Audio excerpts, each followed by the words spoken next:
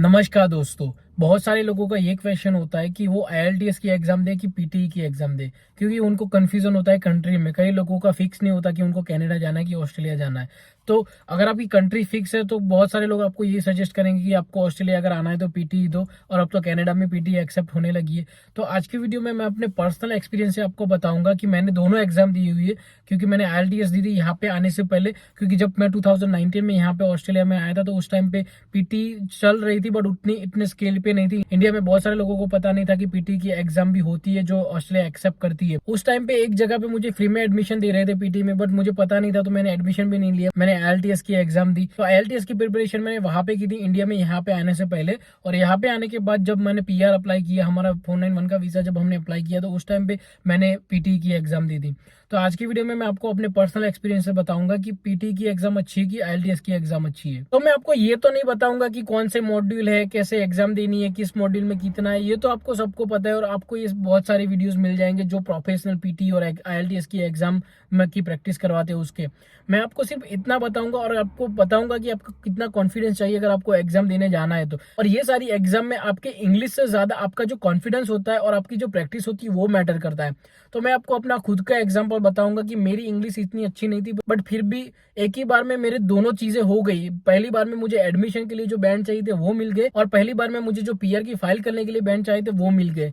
तो मैंने पहली बार में दोनों क्लियर कर दिए। कैसे किया? क्योंकि मेरा इंग्लिश अच्छा नहीं है। तो मैं आपको ये बताऊंगा कि मैंने पीटी की और आईएलटीएस की एग्जाम एक ही बार में कैसे क्लियर कर दी। सबसे पहले बात करते हैं आईएलटीएस की एग्जाम की, क्योंकि मैंने वो 2019 में दी थी तो वो बहुत टाइम हो गया। अभी थोड़ा बहुत फॉर्मेट चेंज हुआ हो सकता है, और मतलब जो उनके चेक करने की सिस्टम वो सब चेंज हुआ हो सकता है। बट जब मैंने एग्जाम दी थी उस टाइम पे ब्रिटिश काउंसिल और आईडीपी दो इंस्टीट्यूशन थे जो एग्जाम लेते थे आईएलटीएस की। और मेरे टाइम पे ऐसा भी स्टार्ट हुआ था, अगर आपको कंप्यूटर में देनी है आईएलटीएस की एग्जाम तो आप दे सकते हो। बट उस टाइम पे बहुत नया था तो कोई, मुझे नहीं लगता कि कोई दे रहा था आईएलटीएस की एग्जाम कंप्यूटर में।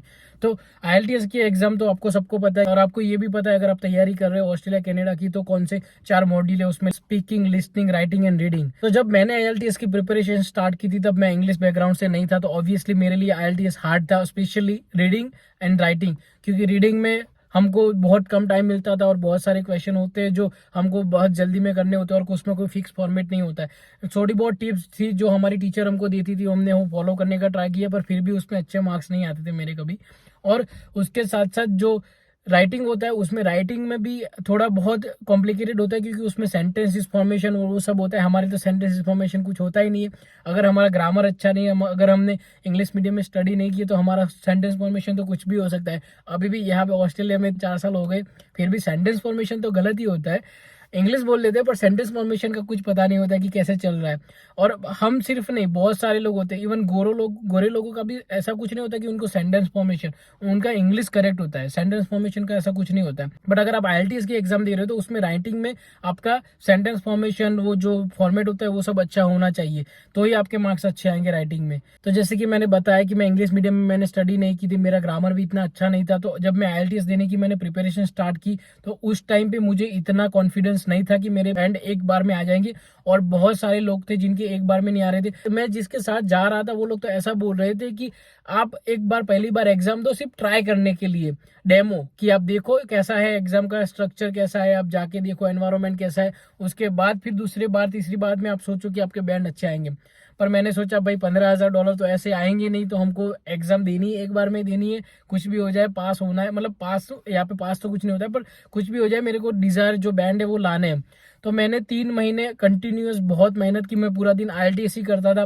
तो मेरा रीडिंग बहुत कमजोर था। मैंने जब स्टार्ट किया तो मेरे रीडिंग में अच्छे बैंड्स नहीं आते थे। तो मैंने क्या किया, मैं दिन के 2-2, 3-3, 4-4 रीडिंग के प्रैक्टिस करता था। कहीं से भी रीडिंग मिल जाए वो मैं कर लेता था।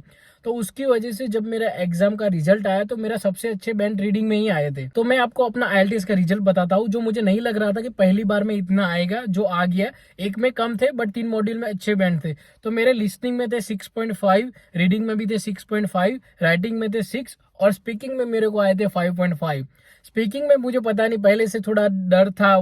जैसे कि मैंने बताया कि इंग्लिश मीडियम में हमने स्टडी नहीं की तो कॉन्फिडेंस नहीं होता, तो कॉन्फिडेंस की कमी थी। और जब भी मैं वहाँ पे प्रैक्टिस कर रहा था जहाँ पे मैंने क्लासेस किए थे, तो वहाँ पे वो आपको फॉर्मेट और वो सब मेमोराइज करवाने का ट्राई कर रहे थे। हमारे गुजराती में बोलते हैं उसको गोखना।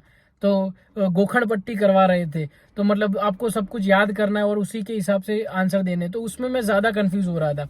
तो उसकी वजह से मेरे को स्पीकिंग में सिर्फ 5.5 है। बट आप ये देखो कि पीटी और आईएलटीएस में कितना डिफरेंस है।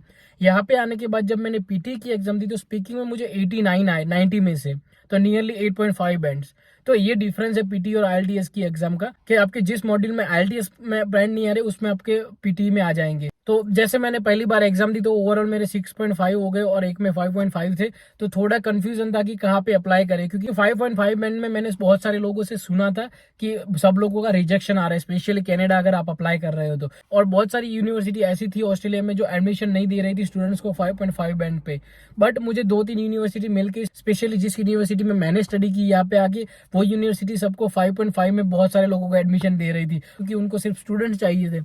और जब मैं यहाँ पे उस यूनिवर्सिटी में स्टडी करने के लिए आया तो मुझे लगा कि मैं कोई इंडिया की यूनिवर्सिटी में आया हूँ। उसमें 2-4 नेपालीज लोग थे, 2-4 श्रीलंकन और 2-4 आसपास के, बाकी सारे इंडियन। तो इन शॉर्ट ओवरऑल मेरे कहने का मतलब ये था कि आईएलटीएस की एग्जाम बहुत हार्ड है। मुझे पता है मेरे साथ जो जो लोग थे उनके बैंड नहीं आए थे, क्योंकि वो लोग क्या करते थे, उनको ऐसा था कि पहली बार में आएंगे नहीं, तो वो पहली बार में इतना मेहनत नहीं कर रहे। तो मैंने ऐसा किया था कि मैंने प्रैक्टिस की थी। मैंने 3 महीने कंटिन्यूअसली प्रैक्टिस की, पूरा दिन आईएलटीएस ही में करता था। 3-4 लिसनिंग कर देता था, 3-4 रीडिंग करता था। स्पीकिंग अपने क्लास में जहाँ पे मैं जाता था वहाँ पे एक्स्ट्रा क्लासेस होते तो मैं 2-3 घंटे वहाँ पे स्पीकिंग ही करता था, और राइटिंग एवरीडे 1 या 2 लिख के हमारे मैडम जो थी उनको मैं वहाँ पे सबमिट कर देता था। तो उस तरीके से मैं ज़्यादा प्रैक्टिस कर रहा था सब चीज़ों की, और सब कुछ ट्राई कर रहा था कि एक ही बार में मैं अपना क्लियर कर लूँ आईएलटीएस की एग्जाम। तो एक्चुअली में क्लियर परफेक्टली तो नहीं हुई, बट जो बैंड मेरे को आए थे उस बैंड से मुझे एडमिशन यहाँ पे मिल गया, ऑफर लेटर मिल गया। तो जब ऑफर लेटर मिल गया तो मैंने सोचा कि अब दूसरी बार एग्जाम नहीं देनी है, इसी ऑफर लेटर में हम ऑस्ट्रेलिया जाएंगे। तो मैं यही बोलना चाह रहा था कि अगर आपको आईएलटीएस हार्ड लग रही है तो आप ट्राई बहुत करोगे, अगर आपको देना कंपलसरी है आईएलटीएस की एग्जाम, क्योंकि मेरे लिए पर्सनली पीटी की एग्जाम ईजी है।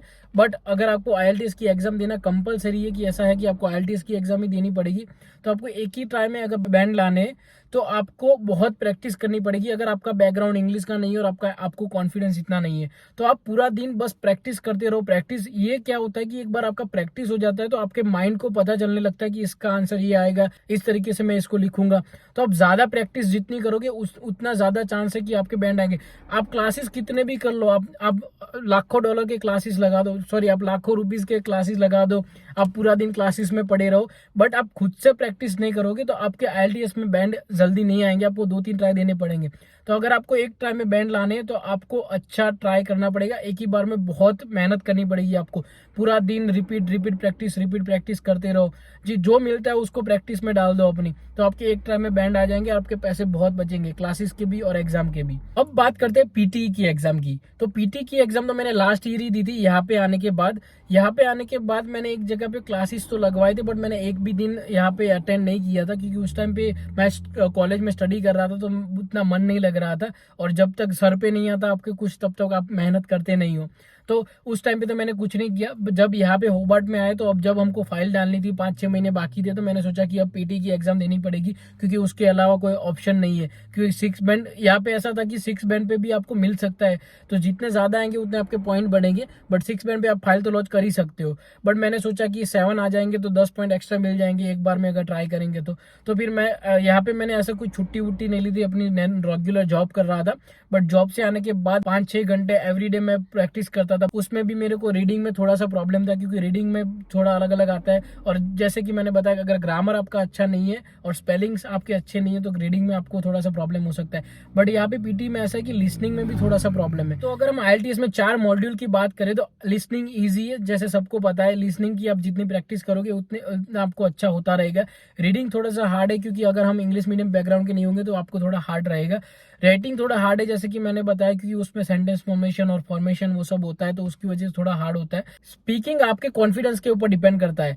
कई बार ऐसा होता है कि कई लोगों का इंग्लिश इतना अच्छा नहीं होता, बट उनका कॉन्फिडेंस बहुत अच्छा होता है। तो वहां पे जाके आप जितना अच्छा इंग्लिश में कॉन्फिडेंस से बोल पाओगे तो आपके उतने अच्छे बैंड आने के चांसेस है। मेरा इंग्लिश इतना खराब नहीं था, बट मेरा कॉन्फिडेंस लो था, उसकी वजह से मेरे बैंड सिर्फ 5.5 आए। और कई लोग ऐसा भी बोल रहे थे कि उस टाइम पे बहुत सारे लोग एग्जाम दे रहे थे, तो उनको एक मॉड्यूल में तो 5.5 किसी को देने ही है, तो सबको 5.5 किसी ना किसी मॉड्यूल में दे ही देते थे, अगर उनका थोड़ा बहुत भी ऊपर नीचे हो तो ये भी रीजन हो सकता है। बट मैं जैसे कि मैंने बताया कि ये रीडिंग हार्ड है, राइटिंग थोड़ा सा हार्ड है, लिसनिंग ईजी है, स्पीकिंग आपके कॉन्फिडेंस के ऊपर डिपेंड करता है। और कॉन्फिडेंस आपका आ जाएगा अगर आप ज्यादा प्रैक्टिस करोगे तो आपका उतना कॉन्फिडेंस बढ़ जाएगा। और पीटी के जो 4 मॉड्यूल है उसमें से लिसनिंग थोड़ा सा हार्ड है, रीडिंग थोड़ा सा हार्ड है, राइटिंग बहुत ईजी है, और जो स्पीकिंग है वो इजी है। स्पीकिंग बहुत इजी है क्योंकि आप जितना प्रैक्टिस करोगे उतना, यहाँ पे आपके सामने कोई बैठा नहीं होगा तो आपको इतना कॉन्फिडेंस की जरूरत नहीं है, आपको सिर्फ प्रैक्टिस की जरूरत है। और मैं जब एग्जाम देने के लिए गया तो मैं आधे घंटे पहले, 1 घंटे पहले मैंने सिर्फ स्पीकिंग ही करता रहा, मैं बोलता रहा, क्योंकि पहला मॉड्यूल वो था।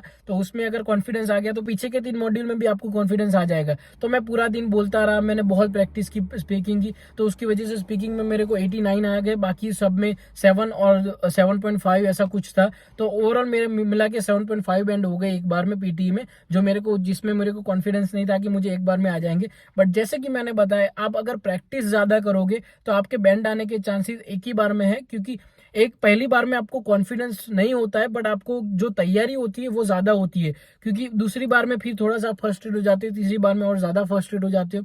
तो आप ट्राई करो कि पहली बार में एक ही गो में आपको क्लियर करना है और ज्यादा प्रैक्टिस करके जाओ। पहली बार में इतनी सारी प्रैक्टिस करके जाओ कि कुछ भी आ जाए आपको फोड़ना है बस। तो पीटी की बहुत सारी एप्लीकेशन है। पीटी में मुझे नहीं लगता कि क्लासेस की जरूरत है, मैंने एक सिंगल डे भी क्लास नहीं लिया है। बट पीटी में ऐसा है कि आपकी ज्यादा प्रैक्टिस चाहिए। जो जो टेस्ट होते हैं तो बहुत सारी एप्लीकेशन होती है, जो एप्लीकेशन में आपको आप टेस्ट देते हो, उसका तुरंत मार्क्स आ जाता है, तो आपको थोड़ा बहुत पता चलता है कि भाई मेरा, आप खुद का इवेल्यूएशन कर सकते हो।